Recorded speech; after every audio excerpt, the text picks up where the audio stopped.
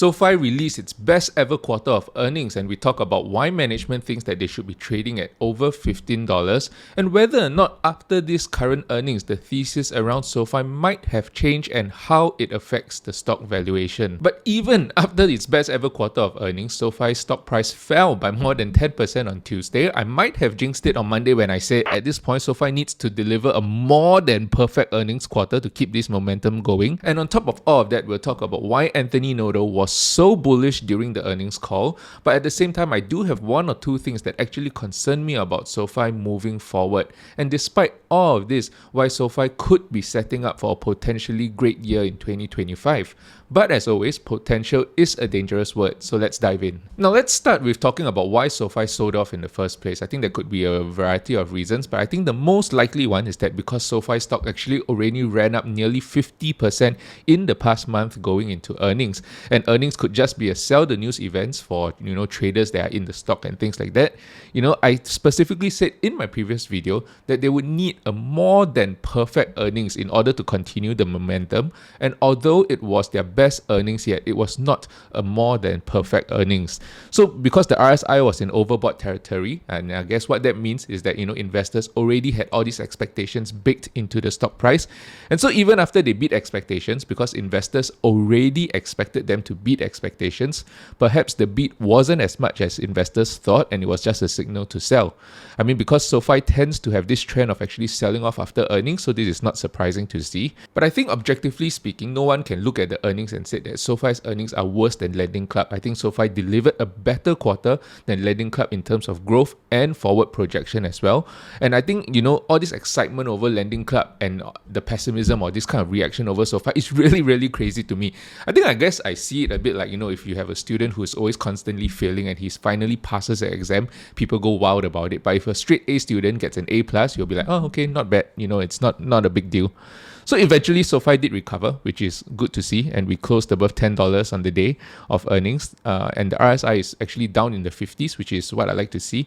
I wouldn't mind seeing the stock price, bob around this area in the $10 to $11 range to form some sort of support before eventually moving up. But at the time of filming, SOFI just went up another 7% in a day. Basically, they closed at over $11.20, round about, where we were before earnings. I want to begin by actually talking about my projections compared to their actual earnings, and at the end, I'll talk about what actually makes me nervous about SOFI going forward and how that could affect their price targets for me when it comes to their 2026 valuation and beyond. Now, the key growth driver for SOFI, as I've mentioned countless times, is their member growth, and I think that's what we can actually see very evident in this quarter that just passed. Even without Tay, they actually recorded their best ever quarters in terms of member growth. My expectations were about 688,000 new members and a 36% year-over-year growth. SOFI actually delivered 756,000 new members, and at the same time, that also gives them the leeway to remove some inactive members and their associated products during this quarter. So although they added way more members than I accounted for and that I expected, their year-over-year growth is still about 35%, which is more or less what I was expecting. And I guess to me, when I look at this feels like a spring cleaning before an influx of new members, right? So, on my video on Monday, which I will link over here, I spoke about how Anthony Noto said that their aim was to reach 800,000 to 1 million members additions per quarter moving forward. And I actually thought that this would be something that will happen, maybe in the second half of 2025. But looking at the numbers, I wouldn't be surprised to actually see this come to fruition in the fourth quarter of this year. So this is definitely bullish for SOFI, and that will affect my forward projections moving forward, because as you know, I like to look at the member growth and then how the members actually interact with the products and use the products and use that to actually value out the company. So that will definitely affect my valuation models. Now, so this is the kind of company I really, really like to be invested in. I mean, you see all these analysts on X and things like that, they're jumping on and justifying their low price targets, $4, $5 or SOFI, talking about how, in SOFI's earnings, they did not account for taxes. Or I think one of the things that I see is that, their cost of equity as a personal lender is more than Goldman Sachs, and because of that, you can't compare them based on return of equity. And I guess this is what I was talking about in my previous video. the narrative around SOFI, right? I think once they were a student loan company and then now they're classified as a personal loans company. So I think sometimes analysts, they are just trapped in their own financial bubble and they think that, because we see things this way, the general public actually sees the company this way. However, I think many times that's actually not the case. I think they're looking at SOFI like a math equation, like a math problem to be solved, but it's actually an actual business and customers are voting with their money. 756,000 customers to be exact, with 2.4 billion in deposits and a 56% year-over-year growth tells me that this business is doing well. Because on a long enough time horizon, right, even if they want to argue that SOFI is not growing as fast because, as they claim due to some sort of, financial accounting methodology, the fact is that SOFI is taking market share because people are sick of the big banks and the member growth and the member numbers are showing it. So let me put this simply, more people are coming into SOFI's flywheel. They're actually depositing and spending more money through SOFI. And I think what the analysts are essentially saying is that yes, while we agree that all that is true, the way that SOFI is accounting for the customer's money differs from the way we would like them to account for the customer's money. And because of that, they are a crap company. So firstly, with each passing quarter, lending is becoming a smaller and smaller segment of their revenue. So, their argument actually diminishes in strength as the quarter goes by. And all I can say is, thanks for the shares below $10. Now, when it comes to products added, SOFI added 1.1 million new products, a 31% year-over-year growth to me, which is actually a good result, not great. And why I say that is because I track the products per member metric quite closely. And if you take 13.65 million products divided by the total number of members that SOFI have, you actually end up with a number of 1.45 products per member, which is where they usually are. And I think I personally was hoping for an expansion here. So that would mean actually the product grows faster than member growth. But, I say that that's my expectations and I just have to adjust it going forward. I think it's hard to judge them this quarter also due to the write-off because of the inactive members and their associated products. But I think going into the fourth quarter of this year, we can expect these numbers to stay more or less around the same, right? Because Anthony Noto back in June of 2023 actually talked about how, in the next 12 to 18 months, we can actually expect SOFI's products per member to stay around the 1.5 range. And I think I was hoping it was more 12 months than 18 months. And, after these 12 months, which is after June of 2024, we can actually see an expansion in terms of adoption of products. But I think from the way it looks, 18 months seem more likely at this point. And so we can only model out an expansion in product adoption sometime in 2025. Now, when it comes to the revenue of this company, total net revenue for SOFI came in at 697 million, while adjusted net revenue came in at 689 million versus my $672 million expected. So they basically beat their own guidance by around 7%, which is, the high end of what they have done in the last couple of quarters. And if you look at it on a year-over-year basis, you can see that there's actually 31% year-over-year growth. So this is somewhat of an inflection point of the company, having grown at 26, 22% previously. I think the real question is moving forward whether or not they can actually maintain this reacceleration of growth. Now, when we take a look at the profitability metrics, adjusted EBITDA came in at 186 million versus the 181 million expected. This was a 12% beat. I was off by about $5 million. But in terms of margin, I think I wasn't too far off. I was expecting 27% margin and it came in at around 26.7%, which is basically falling in line with their long-term target of, having adjusted EBITDA margins of around 30%. I think when it comes to net income, I really wish I followed my heart more than my head. I think in the previous video, I mentioned that I could see margins inflecting upwards to around 9%, which puts us closer to the 60 million mark in terms of net income. In fact, if you look at my prediction, I was actually talking about how, they always send back, and part of me thinks that they could actually hit this $60.5 million in net income. But I caved and went with 50.5 million eventually because I thought that they would only see an inflection in net income margins after experiencing, a full quarter of rate cuts behind them. But I'm definitely happy to be wrong over here, right? And when it comes to their earnings per share, the EPS, it was 5 cents, which is whatever I've projected as well. But it's not because I got the net income number correct. It was actually down to the dilution that took place. I found this on X. So Vadim is basically someone who does a lot of digging on SOFI and posts, some of his findings on X and things like that. And he basically said that they paid off more of their 2026 convertible note deal. Now, I've covered this previously, that they didn't manage to pay off all of their 2026 note deal, which means that, we can still expect future dilution. And I think we're seeing part of it in this quarter. I'll link the video here for those of you who want a more in-depth explanation. And I won't be surprised to see that if we get actually more dilution as they pay this off in Q4 of this year as well. But I guess in their case, you can say, the dilution is not too bad a thing, not because, they're actually making it up with growth rates and things like that. But as you can see over here, despite the dilution, the tangible book value actually grew by 236 million, bringing it up to around 4.4 billion of tangible book value, or about $4 of tangible book value per share. This is actually up from $3.92 in the previous quarter. So which means despite the dilution, the tangible book value per share is still up by around 2%. So although they issue more shares, you can actually say that this was, more or less a net neutral move for them. Now with that, let's go a little bit deeper, looking at each individual segment of their business, starting with lending. Now lending actually achieved a record $6.3 billion in loan originations, and this was due in part largely to a 26% increase in personal loans, coming in at around $4.9 billion in personal loan originations, 943 million in student loan originations, and 490 million in home loan originations, with an adjusted net revenue of 392 million, which is about a 14% year-over-year growth. On top of all of that, in this last quarter, loan sales actually reached 1.3 billion in total, and nearly $5 billion in the last 12 months. So this is exclusive of the loan platform business, which we'll talk about in a bit. And when it comes to the makeup of their revenue, right, actually despite the growth in lending only made up around 51% of their overall revenue.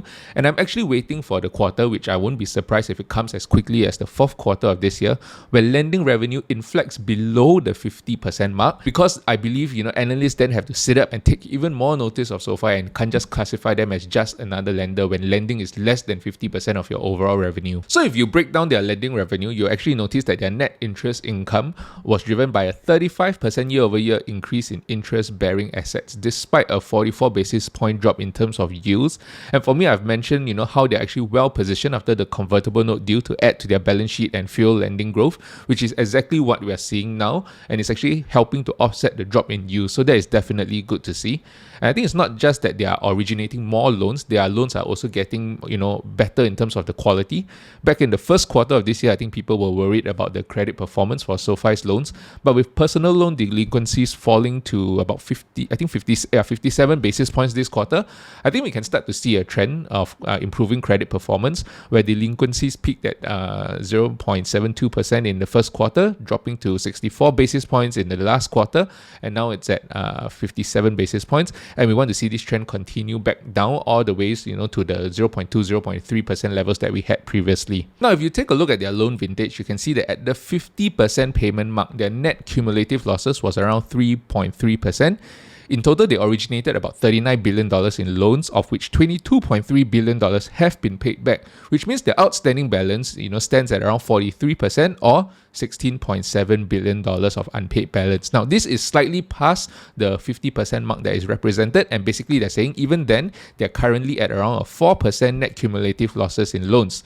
And so for them to even actually come close to the 8% life of loan losses that they projected, right, they're actually telling us that from here to the end of the payment cycle, they will have to experience a 10.4% loss rate. But as you can see in the repayment curve, after this point, actually it becomes smoother, which means there are less defaults on the loans than compared to the start of the loan repayment cycle. And you compare, SOFI's quality of loans to a company like the Lending Club, who basically increased their life of loan losses. You cannot say that, these two companies originate similar quality loans. You see, SOFI manages to originate all these high quality loans in large part thanks to the member profile that they are serving. Now, during the earnings call, they actually mentioned that the average SOFI member has an annual salary of around $164,000 and an average FICO score of 746. Now, this definitely does not describe the majority of the population, and especially if they have ambitions to become a top 10 financial institution, SOFI would eventually need to serve a broader market, and that would mean moving down the FICO ladder. But for now, what they're doing is actually brilliant, because they're rejecting anywhere between 70 to 80% of loan applicants, and instead of letting all these people fall by the wayside, they're actually partnering with other companies through their loan platform business. And this was something that caught me completely off guard. Potentially, this is something that is going to change the thesis that I have around SOFI.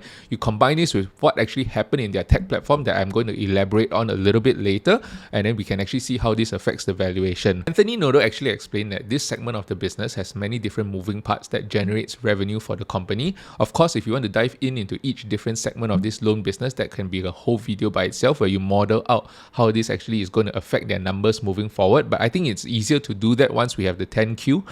So the main takeaway here is that they are able to serve an additional group of customers that previously perhaps fell outside of their underwriting framework, and at the same time not having to take on additional balance sheet risk by having these lower FICO score members potentially driving up default rates. So by itself, this business has a couple of moving parts, and the first way it actually generates revenue for the company is through referral fee, where they refer their customers to other platform partners through their Lantern marketplace. The second way they actually do that is that they actually embed the credit profile that their platform partners are looking for into their underwriting framework, and then they originate their loans based on the credit profile that their partners are looking for and transfer the loans to them. And I think what is new, which is basically the Fortress deal that just happened, and they actually told us that there are other deals in the pipeline, similar deals in the pipeline, that they originate the loan on behalf of their platform partners based on asset characteristics and the returns that the investors desire. So they originate these loans on behalf of their partners and transfer the loan to them, within a week or so. So there's completely no risk here when it comes to their balance sheet. And on top of that, they're paid a fee and they also retain servicing of the loan. So which means that all these people are also SOFI members and they can use the other flywheel and other products within SOFI itself. Finally, another way that they actually generate revenue through this product is that they service assets that they don't originate but are held on the balance sheet of third parties, and they receive a servicing fee. Now, if you take a look at the numbers with me, I think what's impressive is that in their first quarter of doing this, they originated $1 billion in loans and basically received $56 million in platform fees and $5.5 million in servicing fees, a total of $60 million, which means that they received about a 6% fee for all their efforts to originate all these loans, and all this $60 million is additive to their top line revenue. So during the earnings call, Chris Lapointe actually also mentioned that you can extrapolate this out into 2025 at around a $1 billion per quarter, inclusive of the Fortress deal, with the ability to grow even further because of commitments from other partners. So even at a $1 billion per quarter run rate, that will put it at around $4 billion in originations for the whole year. That will make it around $240 million in net revenue. So if they originate closer to maybe $5 billion in loans, that will put it around $300 million net revenue, which is actually pretty crazy to think of. And why I say that is because that's actually currently around 10% of their entire business this year. So if you expect SOFI to hit their target of $2.5 billion in revenue this year, and if you expect SOFI to grow 25% year over year, which means that on top of their $2.5 billion that they generated in 2024, they need to generate an additional $600 million in revenue. And this loan platform business itself already makes up for half of their total growth that they need to achieve in 2025. So this makes the 25% year over year growth number look very achievable to them suddenly. Now, and I saw Chris from Data Driven Investing basically point this out, which is quite wild to me when I actually look at the numbers. Even more so that how analysts are saying Upstart and Lending Club are perhaps worth more than SOFI. In the first quarter of ramping up its loan platform business, like I was mentioning earlier, SOFI basically generated $1 billion in loan originations at a 6% fee. And basically this is Upstart's entire business, right? So in the last 4 quarters, they originated around $1.19 billion, $1.24 billion, $1.11 billion and $1.08 billion. Now, I used to follow Upstart, but I actually stopped covering them because I didn't really like their business model. But out of curiosity, I went to pull up their earning reports just to, see how their business has changed. And, this fee-based revenue basically represents nearly all of their revenue at the moment. And the risk, as you can see, from this report back here in the third quarter of 2022, as the rate hike cycle began, partners didn't want to borrow anymore. Revenues declined 31% year over year. And even the number of applicants that are approved dropped by around 40%. So in SOFI's case, this is only going to be around 10% of their overall revenue, which is why I actually like this business model for SOFI, because in a good macro, they actually get to benefit from a capital-light, highly profitable business. However, if the macro becomes unfavorable, it's not such a big part of their business that is going to hamper them, and SOFI can easily just turn on other revenue drivers to make up for the potential loss in revenue. And then when you compare it to Lending Club, right, who in the last 4 quarters basically did $359 million, $329 million, $272 million and $325 million. SOFI basically in just the first quarter that they're running this business is already originating 3 times more than them, with the ability to do even more. And if you want to look at this another way, you can actually say that in the first quarter that SOFI ran this business, they originated around 80% of what Lending Club did for the whole year. So apparently, according to analysts, one company is worth $4 and another company is worth $19. So I'll leave you to figure that one out. To me, this is a classic case of a company aggressively taking market share. Why I really like this deal for SOFI in this case is because when they originate the loan, only once they actually have a contract in place with their platform partner, and it's a clean deal, which means that there is no loss sharing agreement, there is no financing commitments as part of the contract. No, I think to me this is very, very impressive. Now, despite all of this being lending, right, the fees that are generated are actually counted under their financial services segment, which is SOFI's fastest growing business, with revenue coming in at 238 million versus my expected 214 million. This was 102% year-over-year growth. I kind of lost count of how many times I'm going to say this, but this is a really, really crazy result. This is absolutely wow. 81% year-over-year growth in my head was already a stretch to get to, and so to get to 102% year-over-year growth is really testament to how good this management is. And to me, it's not just that, it's the margins that they're managing to generate from this segment of the business. Now, I think previously I was saying, perhaps they can get to, mid 30% margins. And then if you, account for the cost efficiencies that they have running this business, eventually settling close to 40%. But in this quarter, they actually already smashed that projections, coming in at a 42% contribution margin. Now, if you just consider the loan platform business that we talked about for a moment, right, you just take a look at Upstart's margin over here. Upstart has a contribution margin of 56%, which means that SOFI is currently at 42% margin because of other unprofitable segments of their financial services business. So things like SOFI Invest, SOFI Credit Cards are currently pulling down margins. And once everything is optimized, it's not too far-fetched to actually say that SOFI can actually drive this up to potentially a 50 to 60% contribution margin. Of course, in the long run, I do think this will help SOFI command a higher multiple. As you can see over here in this green line, right, the financial services revenue basically saw a very steep inflection upwards, and you can see the operating leverage that they have, right? Again, I want to remind you that this segment was a segment that 2 years ago, they basically spent $4 to generate $1 in revenue. Last quarter, they, spent around 68 cents to generate $1 in revenue. And this quarter, they only have to spend 58 cents to generate an additional $1 in revenue. And so this completely smashes all my valuation models. I do need some time to remodel this and to actually see how this incorporates into my current valuations. But I'm definitely even more confident than before, right, that they can actually hit their 2026 high-end estimate of 80 cents EPS for the full year. And I think what I would like is, some clarity on whether or not when they give this 2026 guidance, right, they actually said that this guidance did not include any new business segments. So while their loan platform business is not a new business segment, this way of operating their loan platform business is new. And so where actually that falls in terms of their guidance, whether or not this is something that is already included into their guidance when they have when they given it to us for the first time, or this is something that we need to add on to their initial guidance. And so I think what makes this deal even more impressive for SOFI is this quote by Anthony Noto, that this new business is not cannibalistic of their wholesale loan business, and although there are some overlaps, there are many new incremental partners. And what this means is that they're still able to sell their loans at more or less the same rate as they're doing now, while at the same time running this profitable arm of the business. And their financial services segment is going to get more and more profitable here on in, and I think Anthony Noto really addresses some of the concerns that investors have that is basically a drag on the financial services margins. And so when it comes to SOFI Invest, Anthony Noto says that they're only monetizing SOFI Invest at about half the rate that they can monetize it over time. And as this arm of the financial services get more profitable, it will definitely drive up the margins as well. And I think when it comes to SOFI Credit Cards, I think it's the same here. We can actually see that there's a higher interchange revenue when members actually go through their SOFI Credit Card rather than debit card. So as they move more debit customers over, as they shift more of these customers over, they can actually improve the monetization of their SOFI Credit Cards. And so this is something, again, that will drive up financial services revenue for SOFI. And so with this, I think it becomes a lot more clear how SOFI can actually, achieve and even beat the 2025 and 2026 EPS targets and expectations. And another segment that we have to talk about is their tech platform, because SOFI's tech platform finally broke a $100 million mark in revenue, coming in at around 103 million in revenue versus my 106 million projected. Now, this represented a 14% year-over-year growth. Although it's better than the 9% growth last quarter, it actually still missed their guidance of mid to high teens. They also onboarded around 2 million new Galileo accounts over here, up to 160 million total account, which is a 17% year-over-year growth.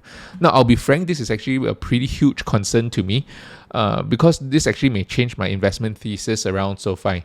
Now, I know some of you in the comments actually spoke to me and we talked about how, there's long sales cycles in the B2B space, and this really isn't my first rodeo. I think the same thing happened before with other companies that I've invested in, like Palantir, right? Before they rolled out the AIP. And I think the narrative is basically, these Palantir people are just a bunch of engineers. They cannot do sales and things like that. And I just wonder how much of SOFI's current management perhaps are so focused on optimizing the finance side of the business that this tech platform kind of falls in terms of priority. Because there's always this nagging thought in my head that with things like the Synapse collapse and with everything that happened, why are they not pushing Galileo and Technisys even more? You may say that yes, people are going to pull back on spending, but my feeling is that basically if you are really the AWS of fintech as you claim to be, then you shouldn't be anywhere near the top of the list of things that people choose not to spend on because you're going to be crucial for their business. So whether or not this is actually a sales issue is something, that is always going to be constantly on my mind until the numbers show me otherwise. So at this point, if you ask me, I'm actually considering shelving my thesis of SOFI being the AWS of fintech until I see the numbers actually reflect that narrative. I am not saying that this is not possible, they are not going to do it. What I'm saying is that the numbers are not showing it. And so perhaps my timeline on this was overly optimistic, or maybe this is not management's focus for now. And I always say that, potential is a dangerous word, and it really is. And when you believe in SOFI's potential to become the AWS of fintech, when the numbers are not showing it, that is a very, very dangerous way to invest. So all I'm saying is that at the end of the day, I'll actually believe SOFI's potential to be the AWS of fintech when the numbers eventually show it. Because to me, if you are the AWS of fintech, and you tell me that cost is the factor holding people back, right? Either your platform isn't really the AWS of fintech that you think it is, so people don't actually need it, and that's why they're actually weighing their need for your platform and saving costs, or another possibility is that you are really the AWS of fintech, but your sales suck and you basically cannot show your value to the customers. So either way is bad. And I think at the same time, like I said, I'm fully aware of the cost efficiencies that the tech platform actually brings to SOFI. And I think what it means for me in a very tangible way is that when I do my valuation for the tech platform, I'm no longer going to be expecting 20-25% year-over-year growth, more towards the 10 to 15% range, which is actually what they're doing at the moment. And I'm going to be treating SOFI as a vertically integrated fintech rather than a fintech with the AWS of fintech at the same time. And their tech platform, I'm basically going to see as something that actually is only going to be able to serve the occasional customers here and there, and see how that changes my valuation for SOFI. Now later on, I'll do a very quick high-level calculation, and I was actually quite surprised to see that this perhaps is not as bad as it seems. But before that, I think there's actually one saving grace for their tech platform, after talking so much crap about it, and that is rate cuts. Now, Anthony Noto basically recently also spoke about how the Federal Reserve needs to cut rates by 50 BP points. So which is basically actually what we got, right? And his rationale was that this will give clarity to companies planning for their 2025 spending. And if you combine this with what he actually said on the current earnings call, I think everything seems to line up. Because on this earnings call, Anthony Noto actually told us that, he said big financial institutions struggle with budget, but they do have to switch because of risk factors and regulatory reasons. So the change is inevitable, and it's just when, not if it happens.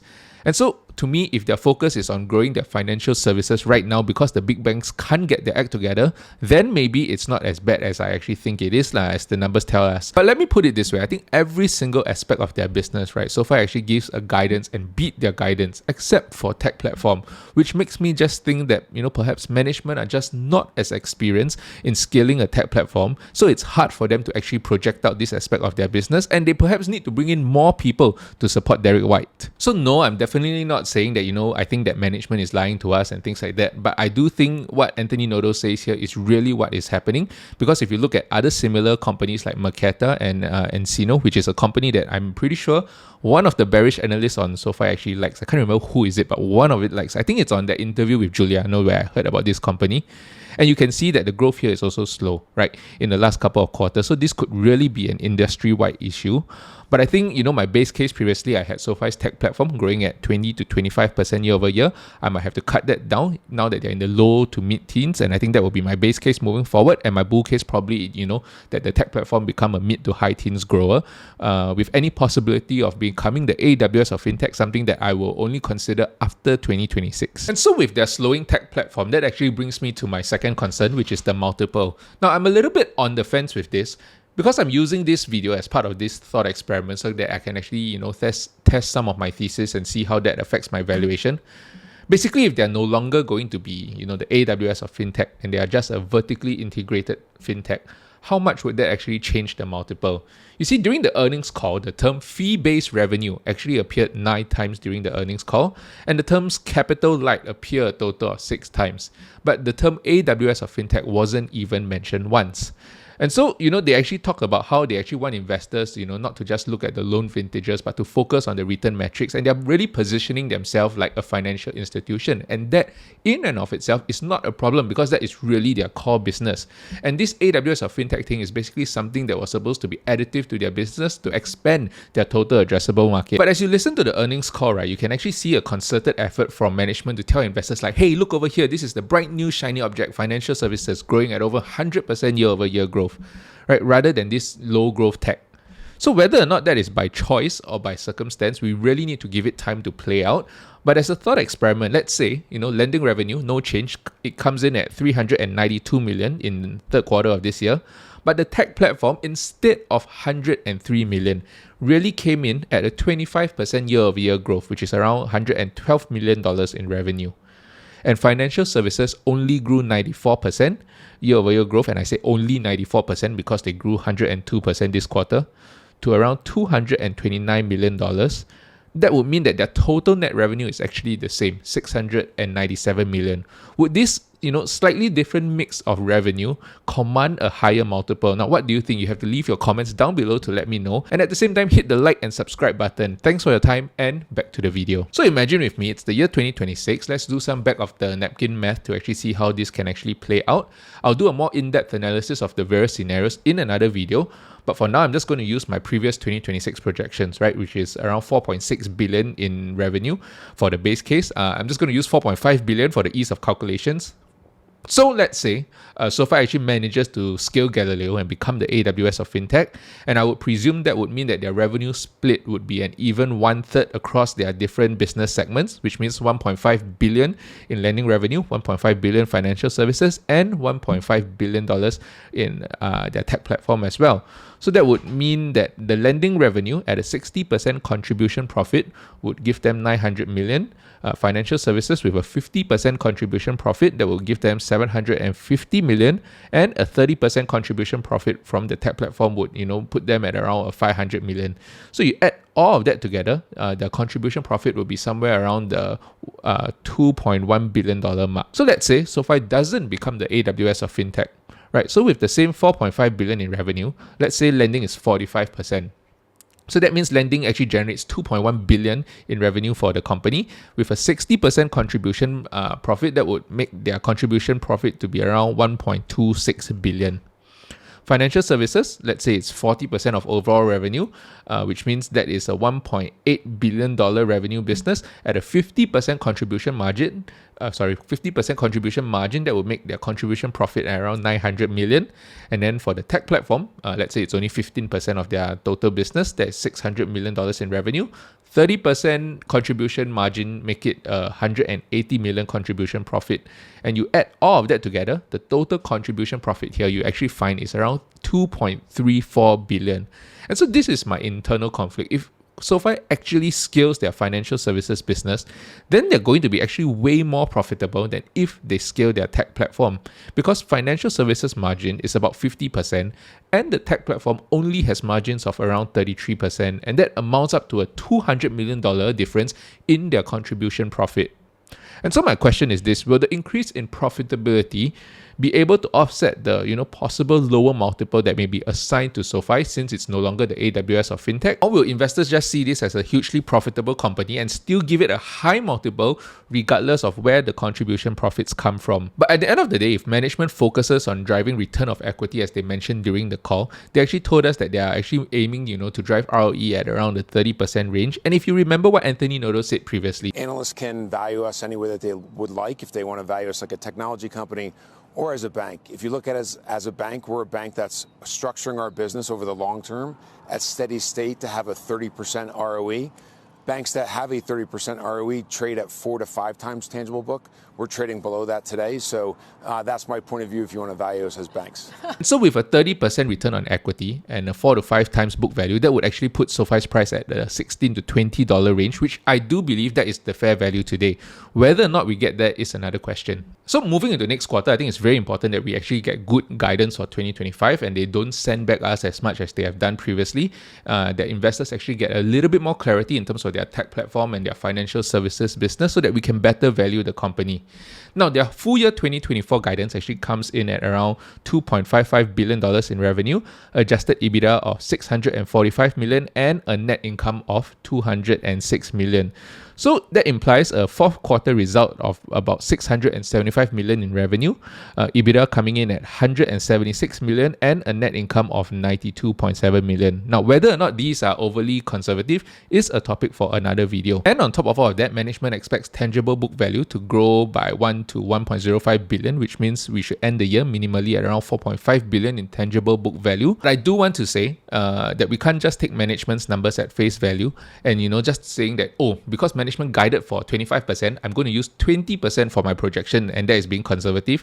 To me, and in fact, even to Anthony Noto, that is not the best ways to look at company. You're just making this whole thing become a math equation, pluck out any low number from thin air and solve for the question, right? So even Anthony Noto actually tells us here that for SOFI, there are 3 variables that we need to think of: member growth, product growth, and revenue per product. Because you have to understand how the business is being run.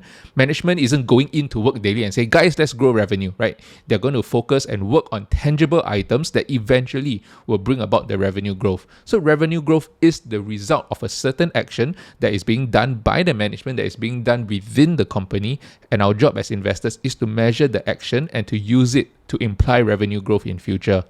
And, we'll really be diving deep into the various aspects of SOFI's business and how their new business segment affects their valuation going forward. There's a lot more to cover about the third quarter earnings that I couldn't in this video. Of course, we'll do that in future videos to come. But we'll also apply these methods to look at another company that is very interesting, that is also re-accelerating their growth, and that people thought that this company was gone forever. And with that, I will see you in the next one.